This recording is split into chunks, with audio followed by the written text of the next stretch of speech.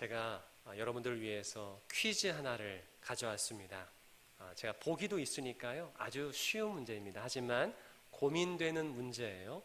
한번 맞춰보시기 바랍니다. 문제를 드리겠습니다. 지금 현재 미국에 사는 어린이, 13세 이하 초등학교를 다니는 어린이가 슈퍼에서 살 수 있는 것이 무엇일까요? 살 수 있는 겁니다. 살 수 없는 것이 아니라 살 수 있는 것. 첫 번째, 담배. 두 번째, 복권. 세 번째, 술. 네 번째, 총. 자, 이 네 가지 중에서 어린이가 살 수 있는 것이 무엇일까요? 마음으로 선택하셨습니까? 자, 한번 손을 들어볼게요. 자, 1번, 담배를 미국 어린이는 슈퍼에서 살 수 있다. 자, 내려보시고요. 2번, 복권은 어린이가 살 수 있다. 자, 내려보시고요. 많이 드셨어요. 3번, 미국 어린이는 슈퍼에서 술을 살 수 있다. 자, 내려보시고요. 4번, 미국 어린이는 슈퍼에서 총을 살 수 있다. 내려보시기 바랍니다. 정답은 총입니다. 진짜 총을 어린이가 살 수 있어요. 다른 담배, 복권, 술은 팔지 않지만 어린이들에게 진짜로 사람을 쏴 죽일 수 있는 총은 팝니다. 그래서 미국의 한 해에 어린이가 쏜 총으로 죽는 사망자 수가 200명이나 됩니다. 아이가 총을 쏴서 죽는 사람이 200명이나 돼요. 그러면 총기 사고로 인하여 죽는 전체 사망자 수는 몇 명이나 될까요? 한 해에 너 바람 폈어? 빵! 너 나에게 험담했어? 빵! 너 주먹으로 날 쳤어? 빵! 너 내 차에 흠집 냈어? 빵! 이렇게 총으로 쏴 죽여서 죽는 사망자 수가 1년에 4만 명이나 됩니다. 별로 놀라지도 않으세요? 10년이면 몇 명이에요? 40만 명이에요. 수많은 사람들, 지금도 어제 하루에만 평균 110명이 죽는 거예요. 여러분, 오늘 하루에도 110명이 총으로 죽는 거예요. 근데 이렇게 많은 사람들이 총으로 죽습니다. 2달 전에는 초등학교에서도 총기 난사가 벌어져서 텍사스 주에 있는 한 초등학교에서 수업 중이던 어린이 19명과 교사 2명이 죽었어요. 그때 총기 난사를 한 범인이 18살의 청소년이었다고 합니다. 그래서 얼마 전에는 뉴욕주에서 학교를 포함한 공공장소에서 총기를 휴대하는 휴대 금지, 공공장소에서만큼은 총기를 휴대하지 못한다라는 법안을 뉴욕주에서 통과시켰어요. 그러자 미국 연방대법원이 지난달에 그 뉴욕주에서 공공장소에서 총기 휴대하는 것을 금지하는 법안은 불법이다, 무효 판결을 냅니다. 미국 어디서나 공공장소라 할지라도, 학교라 할지라도 총기를 휴대할 수 있다라고 대법원에서 판결을 내요. 대단한 나라입니다. 그렇다면 왜 미국은 총기 규제를 못하는 것일까요? 그 이유는 헌법에 총기 휴대를 보장하고 있기 때문입니다. 미국의 수정헌법 2조, 어마어마한 거예요. 엄청 상위법입니다. 이 수정헌법 2조에는 이렇게 나와 있습니다. 규율이 잘 서 있는 민병대는 자유로운 주의 안보에 필수적이므로 무기를 소지하고 휴대할 수 있는 국민의 권리를 침해해선 안 된다 라고 수정헌법 2조, 굉장히 큰 상위법에 총기 휴대를 보장하고 있어요. 그래서 국민 누구나 어린이라 할지라도 총기를 휴대할 수 있어요.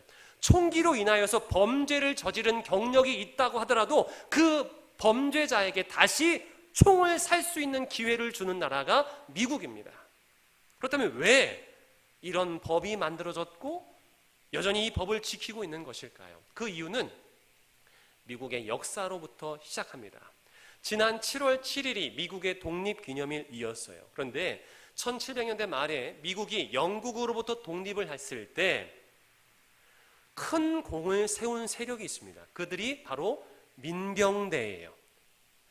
영국으로부터 독립하기 직전에 미국에는 변변한 군사 조직이 없었습니다. 영국이 미국 안에 군대가 생기는 것을 당연히 막았겠죠. 그래서 큰 군대 조직이 없었어요. 대신 총을 든 민간인들이 있었습니다. 바로 그 민간인들이 조직적으로 민병대를 조직해서 영국 군대를 몰아낸 거죠. 영국 군대와 싸워서 그 민병대가 승리한 거예요. 그리고 독립을 쟁취한 것입니다. 그러다 보니까 그때부터 민간인들에 대한 총기를 법으로 보장해 주는 거예요. 지금까지. 그래서 이런 상상을 해봤어요. 만약 미국이 독립할 때 영국이 순순히 그들의 주권을 인정해 주었더라면 어땠을까? 지금까지 총으로 사망한 숫자가 많지 않았을 텐데, 그때부터 지금까지 전쟁으로 인한 미군의 사망자 숫자보다요, 최근 50년 동안 민간인들이 서로 쏴 죽인 숫자가 더 많아요. 그러니까 미국의 모든 역사를 통틀어서 전쟁으로 인해 죽은 군인들의 숫자보다 최근 50년 동안 총으로 민간인들이 서로 쏴 죽인 숫자가 더 많다니까요. 만약 그렇게 영국이 순순히 독립을 인정해 주었더라면 지금 미국에서 벌어지고 있는 끔찍한 총기 난사는 벌어지지 않았을 것입니다. 그렇다면 왜 우리는 총을 드는 것일까요? 아주 간단한 이유입니다. 두 가지예요. 첫 번째는 공격하기 위해 총을 듭니다. 공격하기 위해. 왜 공격하죠? 남의 것을 빼앗기 위해 공격합니다. 그래서 남의 것을 차지하기 위해 사람들은 무기를 드는 거예요. 남의 것을 빼앗고 공격하기 위해 총을 드는 거죠. 영국을 포함한 여러 유럽 사람들이 북아메리카에 찾아왔죠. 그리고 평화롭게 사는 인디언들의 땅을 차지하기 위해서 총을 들었습니다. 그리고 그들의 땅을 차지합니다. 그리고 그 이후의 이주민들도요, 이미 총으로 차지한 그 땅을 다시 그들이 차지하기 위해 또 총을 드는 거예요. 지금 오늘날 21세기에도 여전히 다른 나라의 땅을 차지하기 위해서 또 어디선가 총을 들고 있고 지금은 미사일을 쏘고 있죠. 남을 공격하고 남의 것을 빼앗기 위해 첫 번째로 총을 드는 거예요. 두 번째 총을 드는 이유는 무엇입니까? 바로 그 공격으로부터 방어하기 위해 총을 듭니다.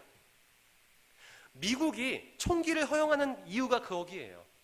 누군가가 총을 들고 그 가정을 도둑질하고 공격할 때 자신을 방어하기 위한 마지막 수단이 총이라는 거죠. 여러분, 총을 드십시오. 여러분들을 지키기 위해선 총을 들어야 합니다. 라고 광고하고 있어요.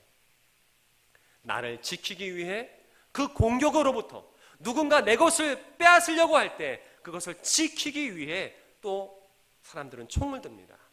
지난 금요일 폴란드에서 우리나라 입장에서는 좋은 뉴스가 있었어요. 무엇이냐면 폴란드에서 우리나라의 탱크와 또 장거리 포 그리고 경공격기 수십 대를 구매할 의사가 있다는 거죠. 우리나라로부터 무기를 사들이겠다라고 뉴스가 지난 금요일 날 나왔습니다. 폴란드가 우크라이나 사건을 보니까 나중에는 저 러시아가 우리 땅을 차지하기 위해서 공격하지 않을까라는 두려움에 방어하기 위한 목적으로 이미 무기가 있지만 더 많은 무기를 사려고 하는 거예요.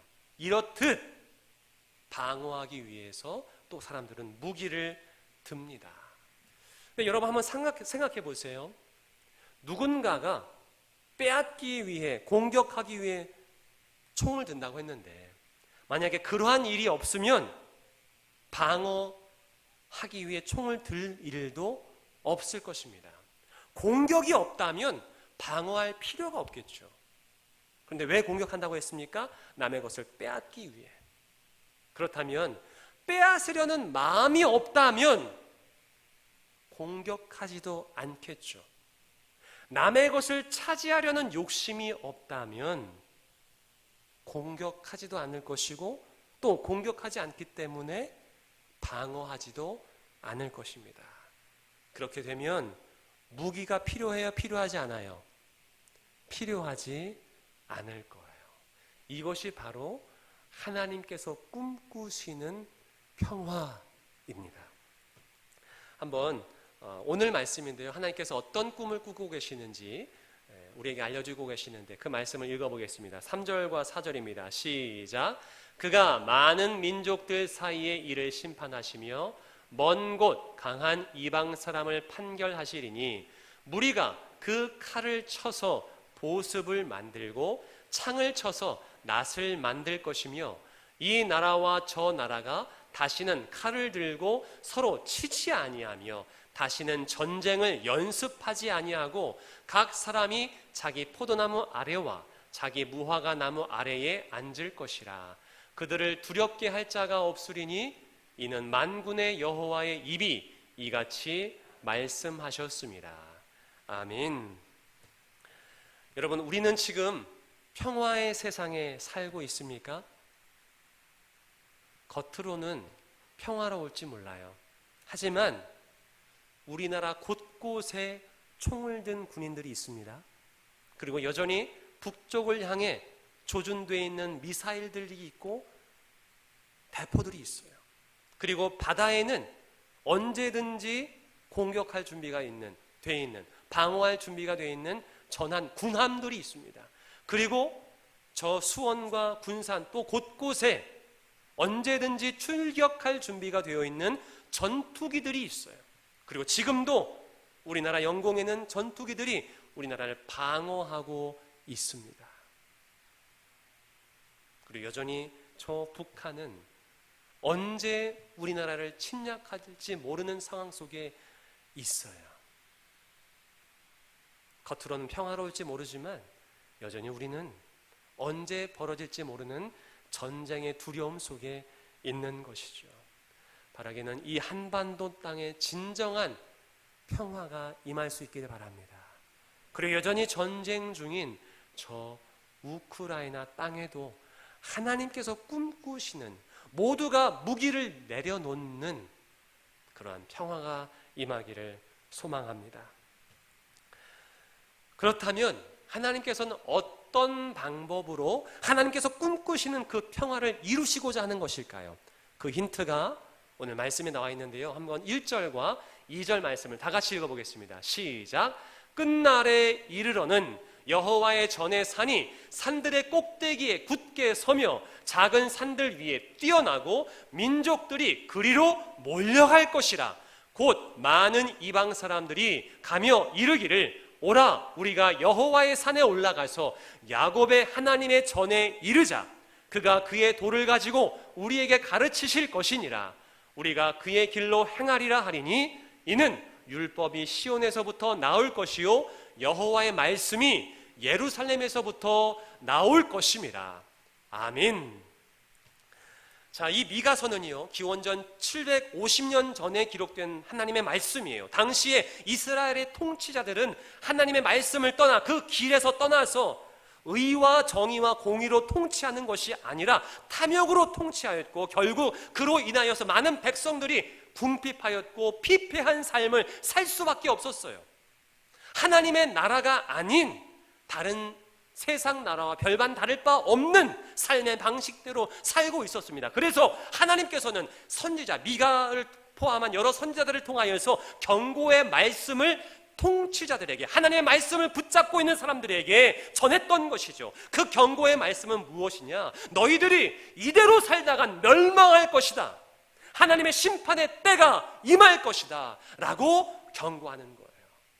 그들이 한 번도 경험해보지 못한 이스라엘의 멸망을, 유다의 멸망을 너희들이 직접 경험할 것이다 라고 경고하는 것이에요. 그런데 그러면서 나중에는 너희가 회복의 때를 만나게 될 것이다 라고 말씀하십니다. 하나님께서 직접적으로 이스라엘의 역사에 개입하셔서 구원의 날을 경험하게 하신다는 거예요. 이렇게 하나님께서 이스라엘의 역사, 인류의 역사에 직접적으로 개입하는 때가 바로 1절에 나와 있는 끝날입니다. 끝날은 이 세상의 종말의 때를 이야기하는 것이 아니라 하나님께서 직접적으로 역사하시는 때, 그때가 끝날이고 또 다른 표현으로는 마지막 날이에요. 그런데 그 끝날, 하나님께서 메시아를 통하여서 직접적으로 개입하시는 그날, 하나님께서 무엇을 하시느냐? 하나님께서 다른 어떤 산들보다 여호와의 전이 있는 그 산을 가장 높이 들리게 하겠다라고 말씀하시는 거예요. 여러분, 높이 무엇이 들리면 뭐가 좋습니까? 잘 볼 수 있어요. 여러분, 영주에서도 소백산이 보여요, 안 보여요? 보여요. 왜 보입니까? 높기 때문에. 영주에서 풍기교회가 보입니까? 안 보입니까? 안 보여요. 왜 안 보이죠? 다른 곳에 가려져서 안 보이죠. 만약에 풍기교회가 소백산 비로봉 꼭대기에 있다면 보일까요? 안 보일까요? 잘 보이겠죠.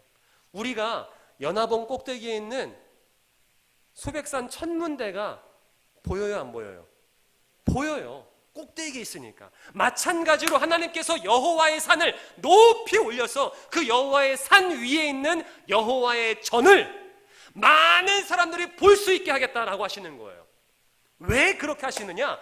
모든 세상 사람들이 그 여호와의 전을 보는 것에서 끝나는 것이 아니라 그리로 찾아오게 하시려고 높이 들리게 하시겠다라고 말씀하는 거예요.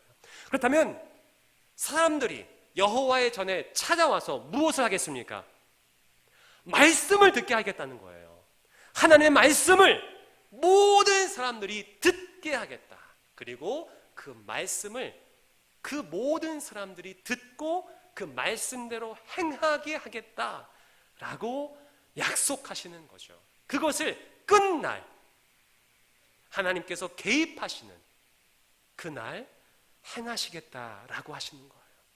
그렇다면 여러분, 세상의 모든 사람들이 말씀을 듣고 행하는 것과 무기를 다 내려놓는 것이 무슨 관계가 있을까요?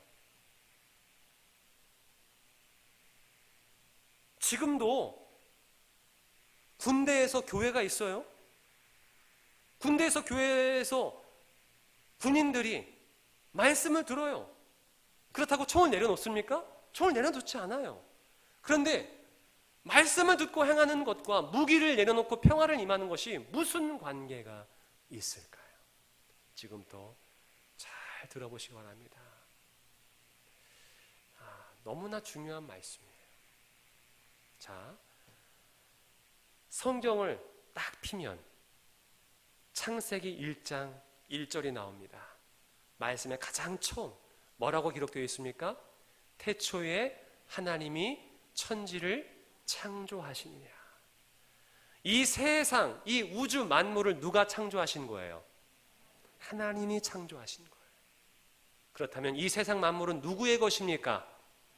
하나님의 것이에요. 이것이 신앙의 가장 기초이고 기본이에요. 이 세상 모든 만물은 하나님의 것이다. 그래서 시편 89편에서는 이렇게 기록합니다. 다 같이 읽겠습니다. 시작. 하늘이 주의 것이요 땅도 주의 것이라. 세계와 그 중에 충만한 것을 주께서 건설하셨나이다. 아멘. 우리가 아까 전에 성시교독 시편 24편을 읽었어요. 거기서 뭐라고 하냐면은 이 하늘과 땅뿐만이 아니라 이 세상의 모든 사람들마저도 주의 것이다 라고 고백해요. 이것이 우리의 믿음인 줄 믿습니다. 우리의 고백인 줄 믿습니다. 여러분, 우리는 누구의 것입니까? 하나님의 것이에요. 이 세상 모든 만물은 누구의 것입니까? 하나님의 것이에요. 이것이 신앙의 기본 중의 기본이에요. 이 창세기 1장 1절, 하나님이 이 세상을 창조하셨고 이 모든 만물들이 하나님의 것임을 고백하지 못하면 신앙의 두 번째 걸음을 걸을 수가 없는 거예요. 이것은 가장 기본이에요. 이 신앙의 기본을 가장 잘 알고 있었던 민족이 누굽니까? 이스라엘 민족이에요. 자, 이스라엘 민족의 고유한 특성을 보면은 그것을 더 확인할 수 있습니다. 유대인들, 이스라엘 민족들이 다른 민족과 구별된 두 가지가 있습니다. 그것이 무엇일까요? 첫 번째, 할례예요. 두 번째 뭡니까? 안식일을 지키는 것입니다. 이 두 가지가 유대인을 유대인 되게 하는 것입니다. 그런데 여러분, 할례가 무엇이죠? 생식기의 표피를 잘라내는 거예요. 여러분, 제가 질문해 보겠습니다. 생식기, 남자의 생식기를 잘라버리면 그가 자신의 자녀를 낳을 수 있습니까? 못 낳습니까? 모르세요? 남자의 생식기를 잘라버리면 그가 자녀를 낳을 수 있어요? 없어요? 없어요. 그의 자녀를 낳을 수 없습니다. 고대에는요, 자기의 자녀는요, 자기의 소유물이에요. 자기의 소유물. 그래서 고대 때는 아버지가, 부모가 자식을 죽여도 죄를 묻지 않습니다. 왜냐하면 그 자식은 부모의 소유이기 때문에. 그런데 할례를 가장 처음 행한 사람이 누굽니까? 아브라함이에요. 아브라함이 자녀가 있었습니까? 없었습니까? 있었어요. 누굽니까? 이스마엘. 자기가 낳은 자식이 있었어요. 이스마엘이 있었습니다. 하지만 이스마엘은 하나님께서 약속의 자녀라고 말해주지 않으세요. 즉, 하나님의 소유라고 말씀해 주지 않으세요. 하나님의 백성이라고 말씀해 주지 않으세요. 그런 다음에 약속을, 자녀를 낳기 전에 하나님께서 먼저 말씀하시는 것이 아브라함에게 할례를 행하라. 너의 생식기 표피를 잘라내라 라고 말씀하세요. 생식기의 표피를 잘라내는 것은 생식기를 잘라낸다는 상징적인 의미가 있습니다. 즉, 나는 이제 자녀를 낳을 수 없습니다. 이제 내가 낳는 자녀는 내 자녀가 아닙니다. 이것을 고백하는 거예요. 이것을 선포하는 거예요. 그럼 그 다음부터 자녀를 얻게 되는 자녀는 누가 주시는 거예요? 하나님이 주시는 거예요. 그리고 그 소유는 누구의 것입니까? 하나님의 것이에요.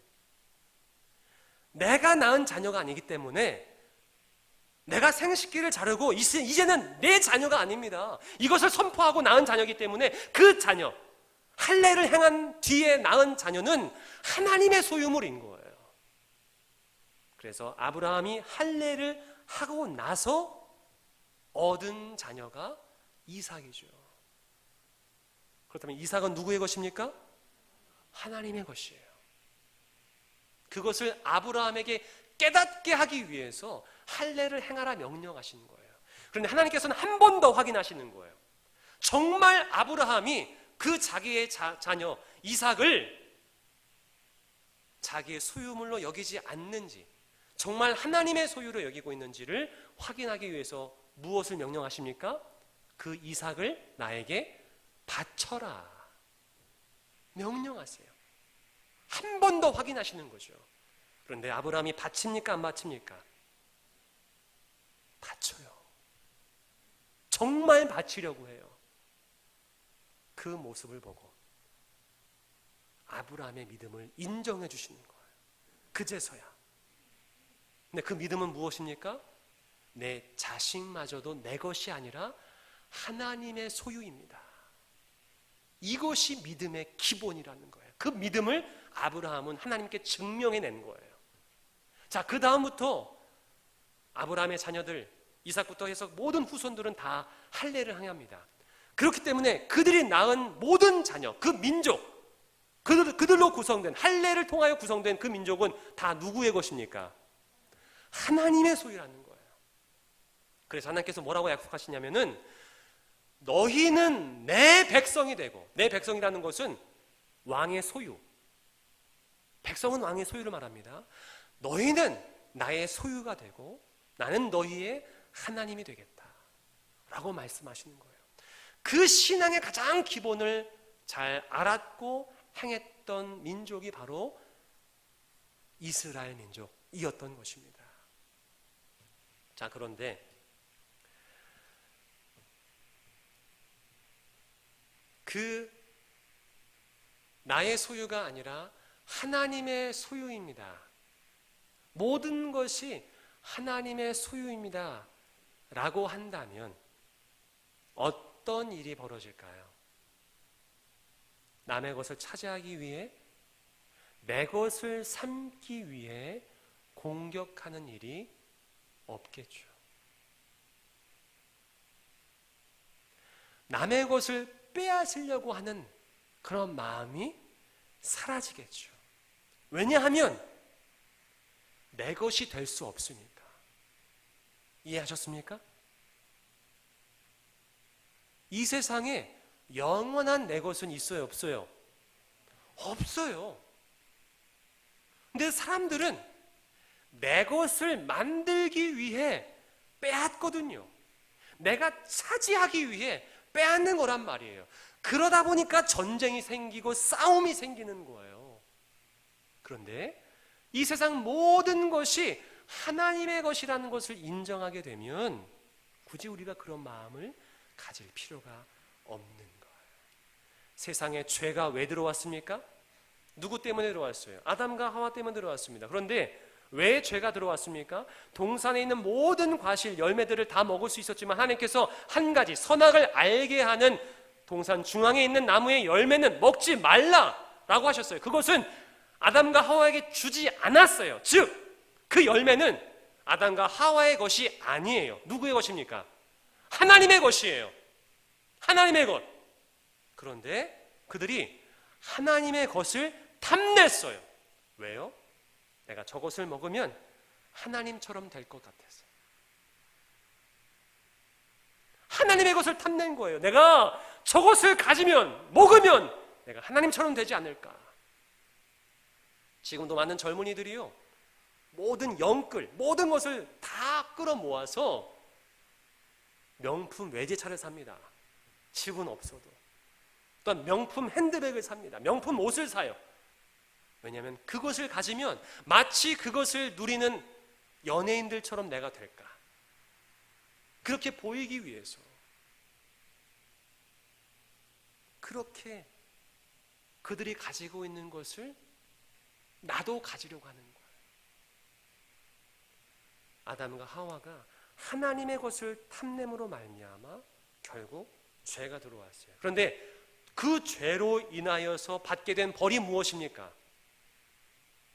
사망이에요. 죄의 삭은 사망입니다. 죽는 거예요. 죽는 것. 자, 죽음을 통해서 우리가 깨닫게 되는 것은 무엇입니까? 영원한 나의 것은 없다는 거예요. 혹시 죽은 사람이 죽어서 무언가를 가져가는 거 보신 적 있어요? 공수래 공수거. 아무것도 가지고 태어나지 않고요, 또 죽을 때도 아무것도 가져가는 게 없어요. 즉 영원한 나의 것은 없다는 거예요.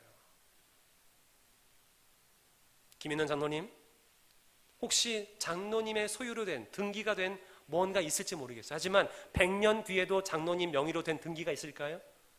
없어요. 장로님 카드나 통장이 있을 겁니다. 100년 뒤에도 그 통장이 유지가 될까요? 여전히 김인원이라는 명의의 통장이 유지가 될까요? 아니요. 장로님 죄송한 돌아가시면 다 사라지는 거예요. 그 명의가.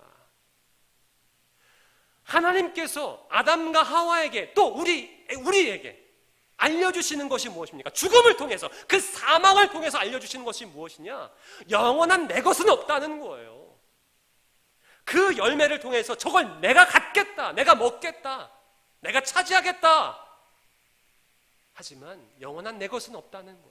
모든 것이 다 하나님의 것임을 우리에게 깨닫게 해주시기 위해서 하나님은 죽음을 우리에게 허락해 주시는 거죠. 이것이 말씀의 기본이에요. 말씀의 기본, 신앙의 기본이라는 거예요. 그런데 하나님의 때, 그 끝날에 그것을 모든 사람에게 알리게 하셨다는 거예요. 만약에 모든 사람들이 그 사실을 알게 되면 더 이상 내 것 삼기 위해서 총을 드는 일은 없을 것입니다. 대신 이미 하나님께서 나에게 주신 것으로 만족하겠죠. 지금 내가 가지고 있는 것, 이것이 원래 내 것이 아니라니까요. 누가 주신 거예요? 하나님이 주신 거예요. 하나님. 지금 이 모든 것이 다 하나님이 주신 거예요. 이 옷, 이 모든 것 하나님이 주신 거예요. 얼마나 감사해요. 이것으로 만족한 사람들로 넘쳐난다고 하면 전쟁이 일어나지 않겠죠. 그 모습이 4절에 나타나요. 한번 우리가 머릿속으로 상상해 보면서 그 4절 말씀을 읽어보겠습니다. 시작. 각 사람이 자기 포도나무 아래와 자기 무화과 나무 아래에 앉을 것이라. 그들을 두렵게 할 자가 없으리니 이는 만군의 여호와의 입이 이같이 말씀하셨습니다. 아멘. 자, 여러분 상상해 보십시오. 그냥 모두가 만족하면서 자기에 있는 것, 무화과나무 아래에서 앉아있고 감람나무 앉아있어 감나무 아래에서 앉아서 그냥 하나님께서 주신 것에 만족하면서 두려움 없이 지내는 것. 왜 두려움이 없습니까? 누군가가 공격하지 않으니까 두렵지 않은 거예요. 누군가가 내 것을 빼앗지 않으니까, 총을 든 사람이 아무도 없으니까, 공격하는 사람이 아무도 없으니까 두려울 필요가 있습니까? 없습니까? 없어요. 이번 1학기에 전교 1등을 한 친구가 있다고 해보세요. 자, 이 친구가 다음 학기에도 계속 기뻐할까요? 아니, 오히려 1등 했기 때문에 더 두렵고 스트레스를 받을 거예요. 왜요? 그렇죠. 2등이 나를 추월하지 않을까? 전교 3등이 날 추월하지 않을까? 나를 쫓는 사람, 나를 이기려는 사람들이 계속 있으니까 충성 없는 전쟁터 속에 우리 학생들이 있는 거예요. 학생들뿐만 아닙니다. 이 세상의 모든 사람들이 전쟁터 속에 있어요. 무한 경쟁 속에서 누가 내 자리를 빼앗지 않을까? 누군가가 내 사랑하는 사람은 빼앗지 않을까? 누군가가 내 안락한 집을 빼앗지 않을까? 이러한 수많은 두려움 속에 살아가고 있는 거죠.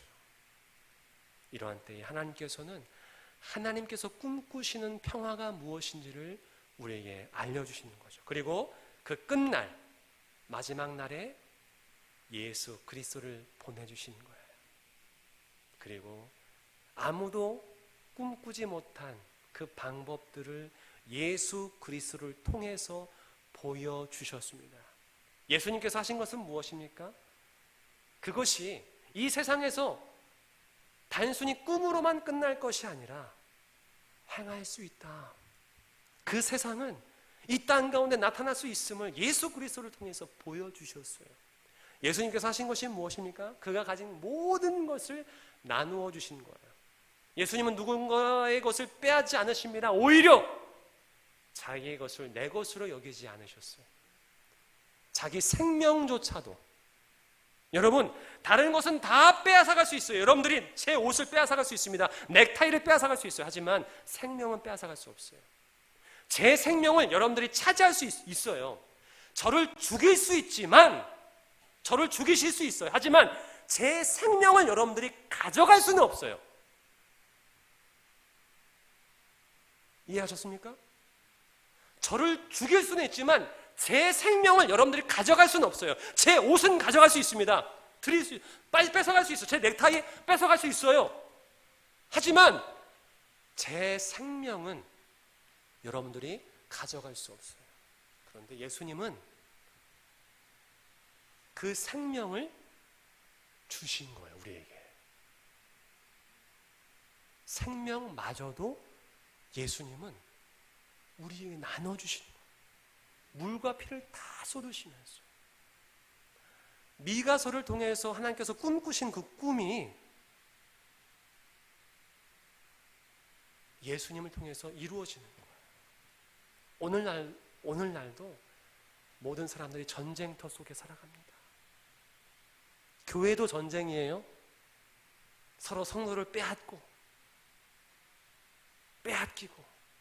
전쟁이에요, 전쟁. 이런 속에 정말 예수 그리스도를 따르는 우리 모두가 하나님께서 꾸신 그 꿈을 함께 꿀 수 있기를 바랍니다. 그래서 전쟁터 속인 가정, 여러분의 일터, 그리고 이 한반도, 그리고 온 세계 위에 하나님의 꿈이 이루어질 수 있도록 그 꿈을 선포하며 그 꿈을 이룰 수 있는 평화의 사도가 될 수 있기를 주님의 이름으로 축복합니다. 기도하겠습니다. 사랑의 주 하나님, 여전히 수많은 사람들이 많은 다른 것을 내 것으로 삼기 위해 마치 그것을 영원히 내 소유로 삼을 것 같은 착각으로 싸우며 경쟁하며 전쟁을 치르고 있습니다. 하지만 하나님, 우리에게 진정한 믿음, 바른 신앙을 주시사 영원한 나의 것이 없음을 선포하게 도와주시고 모든 세상, 모든 만물, 심지어 우리 생명조차도 하나님의 것임을 우리가 깨닫게 도와주시고 속히 그 모든 신앙과 믿음을 통하여 이 세상의 모든 무기들을 내려놓는 그 아름다운 평화의 세상이 이 땅 가운데 임하게 하여 주옵소서. 예수 그리스도의 이름으로 기도하옵나이다. 아멘.